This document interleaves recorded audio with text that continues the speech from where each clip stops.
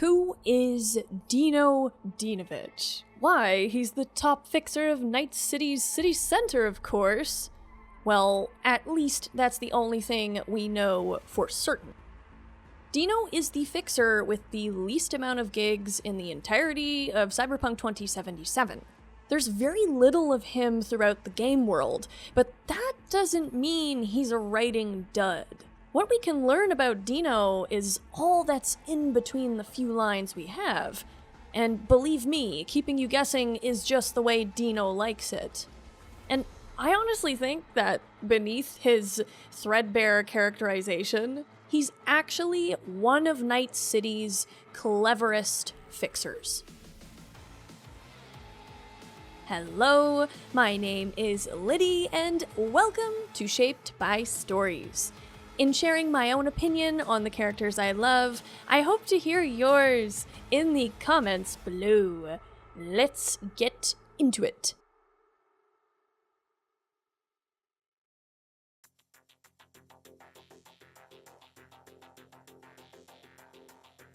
Now, with Dino, let's start on the surface, because he looks like a middle-aged rocker boy, but neither of these things are entirely true. Dino actually claims to have been to one of Samurai's shows back when he was a kid.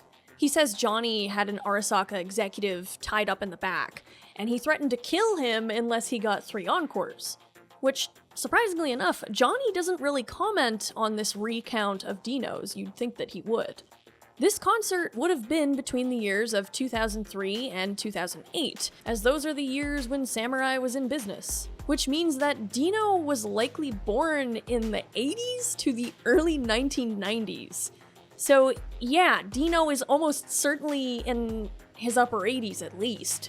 It makes sense that he'd be able to afford the de-aging work that all the ultra-rich can get, considering how much his gigs do pay out. This is probably why he looks to be in his 40s or his 50s. But the thing is about Dino's age is that that's only true if you believe what Dino says.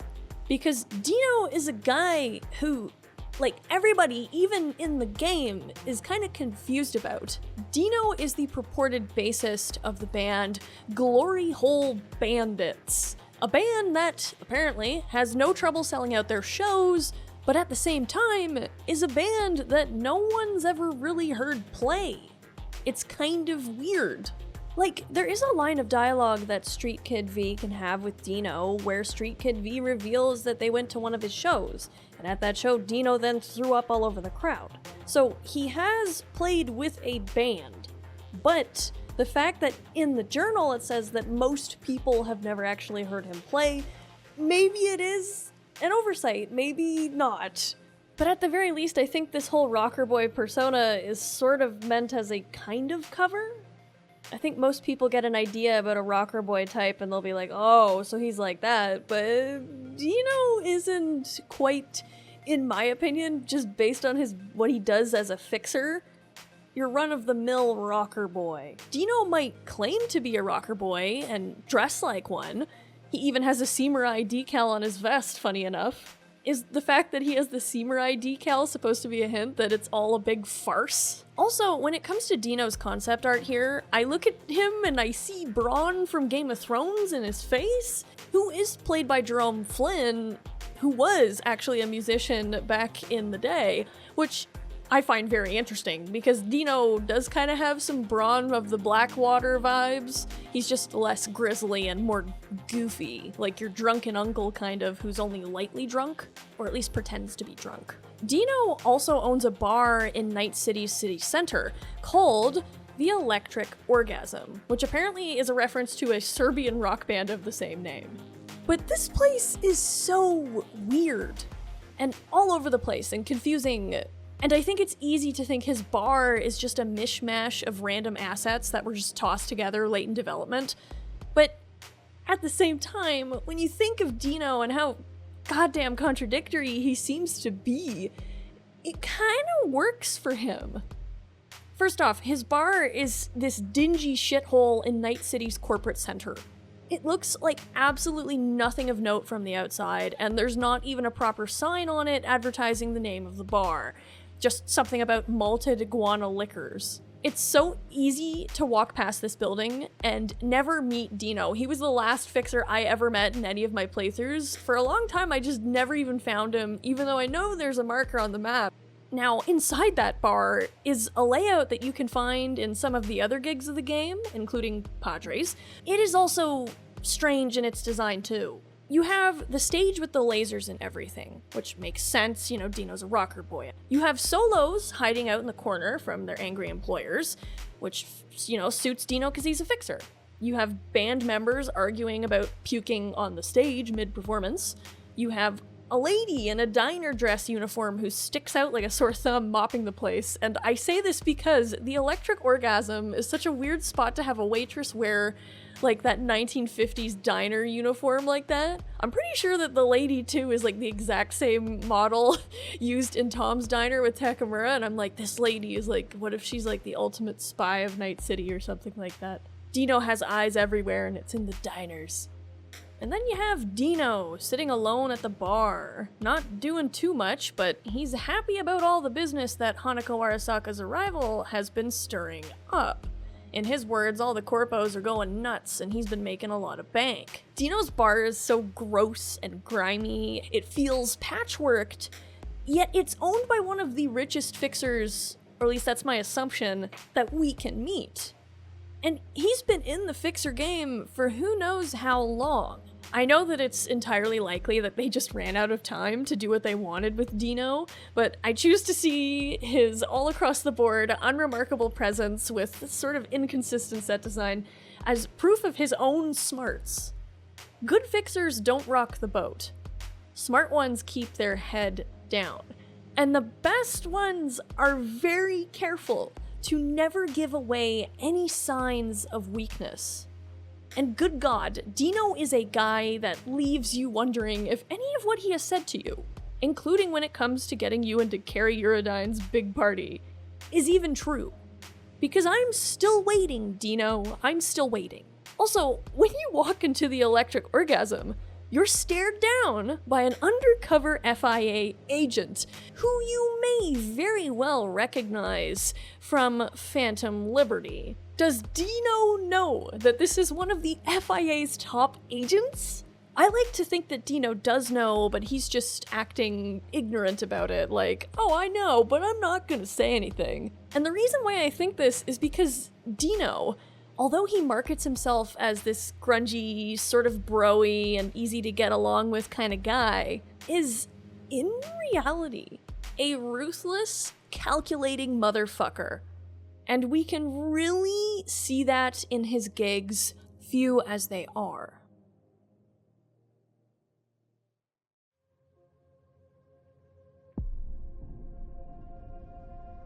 Dino has only 5 gigs, all of which are some of my favorites in the whole game, personally. They almost all require V to be stealthy to get the full payment, and even though I'm really bad at stealth, I still enjoy the challenge of it. These are less the gigs that lead to blasting guns, as Dino's corpo clients appreciate the delicate art of espionage and assassination. In Dino's first gig, A Lack of Empathy, he has you sneak into a bar to help hold it hostage for one of its ousted owners, Larry. While sneaking around, you can pop onto a private terminal and read an email from Dino to the guy who is in control of the bar, Adam, saying that he's either gotta pay up or he's getting his ass beat. So this gig is supposed to be Dino working with Larry to get control of the club back. There's an email of him setting up the deal with Larry where Dino says that he'll help him, but he also wants to be cut in for 10% of the club's monthly profits. Very savvy, Dino. Very. But on the other hand, we can see that it looks like Dino's trying to get his cut from Adam as well. He's playing both sides a bit, but when Adam didn't want to play, Dino was like, alright, I'll do it for Larry, you can't get blood from a stone. You can sort of see why Dino is a fixer for corpos. He's just as into the game as his clients are. I also want to note that Empathy also sells illegal XBDs, or at least that's the implication, as some of these XBDs come from those disgusting people that you can take out in one of Regina's gigs. The idea that Dino is willing to take a cut of the profits made, in part due to supporting these guys, is just... gugh. So yes, also like a corpo, Dino doesn't really care where his coin comes from. So I would also define Dino as ruthless and gross. In an inconvenient killer, Dino sends V to take out a solo who screwed him over on a previous gig.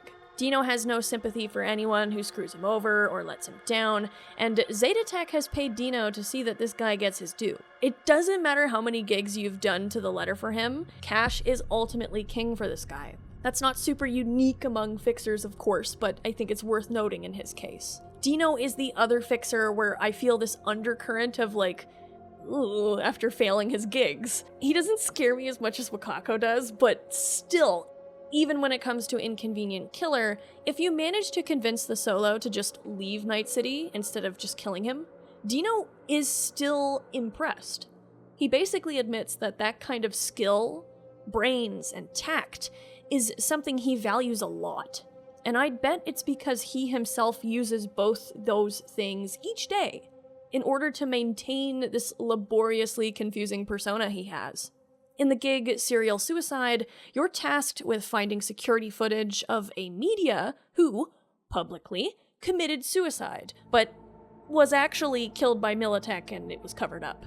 Dino's netrunner, who's supposed to decode this stuff, Case Mod, can actually be found dead in the city center, with a shard of his conversation with Dino on this very subject on his body. It is convenient that this comes after his involvement in a quest surrounding murders framed as suicides.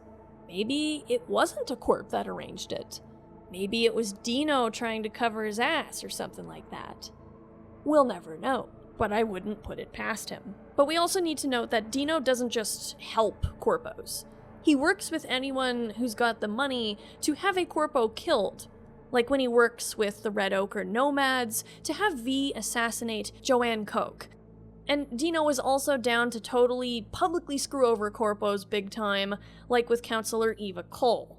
These are, unfortunately, all of Dino's gigs, and I'm sad that that's all we get because the corpo-centric ones are the ones that I'm most interested in. To have gigs too, where like my corpo V might be a little bit like, oh, I know what's going on here, you know, like, that would have been cool. But at the end of the day, we can see that Dino isn't just your chill Uncle Dino, even if he talks like he is. Dino values tact. He's willing to manipulate and play sides to get the most out of a situation for himself. He's willing to get his money through filthy means, and he's also willing to do whatever he can to protect this piggy bank he has in the heart of Night City. Even if it means cultivating a confusing web of trivia as to who he is, what he does, and what he's capable of. As morally bankrupt as Dino is, a standard in the profession of course, one cannot deny, I think, that he's, as my mom likes to say, dumb like a fox. From a gameplay perspective too, Dino's gigs pay a lot because of the level cap required to realistically complete them. Sure, from a technical perspective, this might just be supposed to keep things more gratifying for the player at higher levels. But, I mean, lore-wise, it makes a lot of sense. Dino is in the hub of all that filthy corpo blood money. You better believe he's got the most to throw around. And the most to lose. But why the rocker boy persona? As Street Kid V can say, his band isn't that good. Maybe it is just a hobby of his. Maybe it's just because he's passionate about music. Or maybe he was inspired to go up against the corpos in the city center as a fixer and simply uses this almost happy-go-lucky party boy Uncle Dino personality to throw people off the scent of just how wily this guy is. Knowledge is power, and the less correct info that the people around you know about you can definitely make you a little safer, and maybe even a little more intimidating in a place like Night City. I really wish that Johnny had more to say about Dino, honestly. And the fact that there's not really anything at all makes me think that there is a lot of stuff that they didn't get to implement, at least yet. Maybe I'm wrong about everything, and maybe Dino was just inspired by Johnny to give and take the eddies of corpos as he sees fit. His own form of war against the corpo oligarchy. So, ultimately, who is Dino Dinovic? Well, the answer is simple. No one knows. And that's how it'll stay. Unless, a big update comes out and redoes his character and his base. And then I'll have to admit that, it was all just tacked on last second design and I'll have to make a new video, which is fine. But as it stands, here we are. Thank you very much for watching this one, guys. Much shorter than my usual ones. I'm surprised I even got anything on Dino. I honestly will totally admit that a lot of this is just, I think, me trying to make as much sense of like a really creatively dry area of the game, which is a fucking shame. I feel like the corpo stuff in this game is so underdone, and I really, really hope that they revisit it in future updates and maybe add something more? I don't know. I just feel like Dino's a missed opportunity. I mean, I enjoyed this approach to his character. I'm like, oh, well, this makes it a little cooler for me when I play the game if I think about it like this. But even I'm just like, I would literally be happy to be wrong if we ever get anything of substance for Dino. Also, I know Dino was also in a short story called Cyberpunk XOXO or something like that. I have not read it, but insofar as I'm aware, he does continue to be pretty scummy in that. He throws his girlfriend under the bus. And I love, expanded media outside of, a video game medium. But for a character as minor as Dino, where it feels like there's just something missing, I wish that this could have been even a side quest or something, similar to how Wakako has Sinnerman as a side quest. It would have been so cool to have to go and rescue Dino's girlfriend and then get into a whole oh no with Maelstrom or something. That would have been fun. Well, thank you very much to my members. You guys are lovely. I hope that you've had a wonderful week. Thank you so much for watching, everybody. Let me know what you think of Dino Dinovic in the comments below. And I will see you again in the next one. Goodbye!